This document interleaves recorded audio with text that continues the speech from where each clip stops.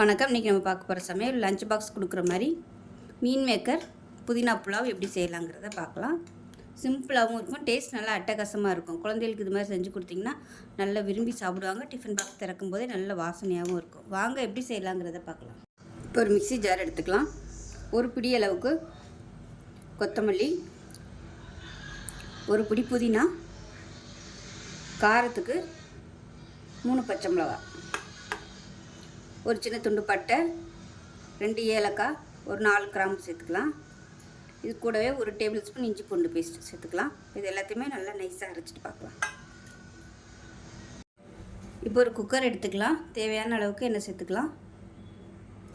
எண்ணெய் நல்லா சூடாயிடுச்சு. கரம் மசாலா எல்லாம் சேர்த்துக்கலாம். பிரியாணியில் பட்டை, கிராம்பு, ஏலக்காய் எல்லாம் சேர்த்துக்கலாம். இப்போ இது எல்லாமே பொரிய ஆரம்பிக்கவும் நீளமான இருக்குன்னா பெரிய வெங்காயம் சேர்த்துக்கலாம்.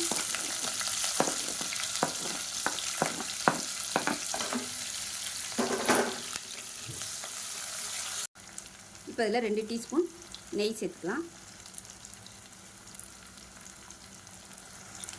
இப்போ பாருங்கள், வெங்காயம் ஓரளவுக்கு வதங்கிடுச்சு. நம்ம அரைச்சி வச்சுருக்க அந்த பேஸ்ட்டை சேர்த்துக்கலாம். சேர்த்துட்டு நல்லா வதக்கி விட்டுக்கலாம். இது நல்லா வதங்கிட்டு இருக்கு. இதில் வந்து 1/2 டேபிள் ஸ்பூன் தனியாத்தூள், 1/4 டேபிள் ஸ்பூன் சீரகத்தூள், அதே மாதிரி 1/4 டேபிள் ஸ்பூன் மஞ்சள்தூள் சேர்த்துக்கலாம். இது கூடவே மீன் மேக்கர் சுடுதண்ணியில் போட்டு ஊற வச்சு நல்லா தண்ணியை இருத்துட்டு வச்சுருக்கேன். அதை சேர்த்துக்கலாம். அது கூடவே ஒரு கையளவுக்கு உருளைக்கிழங்கு, சின்னதாக ஒரு உருளைக்கிழங்கு, அதே மாதிரி ஒரு கையளவுக்கு பீன்ஸு. இதில் விருப்பம் இருந்தால் நீங்கள் கேரட்டு, பட்டாணி சேர்த்துக்கலாம். ஸோ நான் வீட்டில் இருந்த காய்கறி வச்சு சேர்த்துருக்கேன். உங்களுக்கு வேறு என்னென்ன விருப்பமோ நீங்கள் அதை சேர்த்துக்கலாம். அதை நல்லா வதக்கிக்கலாம். இப்போ இந்த காய்கறிக்கு தேவையான உப்பு சேர்த்துக்கலாம். சேர்த்துட்டு நல்லா வதக்கி விட்டுக்கலாம். இது கூடவே ஒரு 3 டேபிள் ஸ்பூன் அளவுக்கு தயிர் எடுத்து வச்சுருக்கேன். அந்த தயிரையும் சேர்த்துக்கலாம். இப்போ பாருங்கள், நல்லா வதக்கி வச்சு அப்படியே எண்ணெய் கசிய ஆரம்பிச்சிருக்கு. இந்த ஸ்டேஜில் நான் வந்து 2 டம்ளருக்கு ஜீரக சம்பா சேர்த்துக்கேன். 2 டம்ளருக்கு 4 டம்ளர் தண்ணி சேர்த்துக்கலாம். நல்லா சூடு பண்ணிவிட்டு சேர்த்துக்கோங்க. தண்ணி நல்லா கொதிக்க ஆரம்பிக்கட்டும்.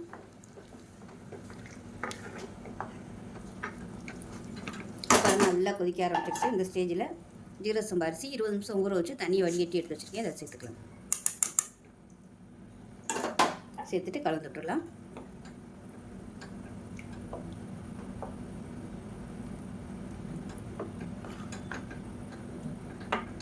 உப்பு டேஸ்ட் பண்ணி பார்த்துட்டு உப்பு பத்தலைன்னா உப்பு சேர்த்துக்கலாம்.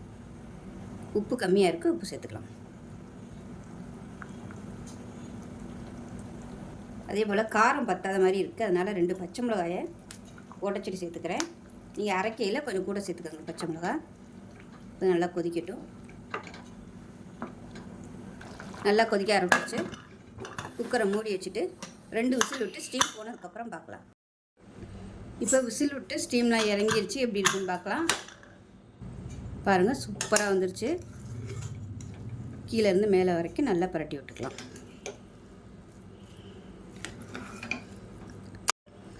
நார்மலாக காய்கறி இல்லைன்னா 1.5 டம்ளர் தண்ணி வைக்கலாம். 1 டம்ளருக்கு காய்கறியெல்லாம் நம்ம சேர்த்துருக்கிறதுனால 2 டம்ளர் வச்சிங்கன்னா தான் உங்களுக்கு நல்லா உதிரி உதிரியாக வரும். இல்லைன்னா ரொம்ப ட்ரையாக இருக்கும். இப்போ சூப்பராக ரெடி ஆயிடுச்சு பாருங்கள். ஸோ லஞ்ச் பாக்ஸுக்கு அருமையான ரெசிபி. வெங்காய பச்சடியை வச்சு சாப்பிட்றதுக்கு அருமையாக இருக்கும். இதே மாதிரியே செஞ்சு பாருங்கள். செஞ்சு பார்த்துட்டு எப்படி இருந்துச்சுங்கிறத சொல்லுங்கள். வீடியோ பிடிச்சிச்சுன்னா லைக் பண்ணுங்கள், கமெண்ட் பண்ணுங்கள், சேனலை சப்ஸ்கிரைப் பண்ணுங்கள், பக்கத்தில் பெல் பட்டனையும் ப்ரெஸ் பண்ணுங்கள். நன்றி.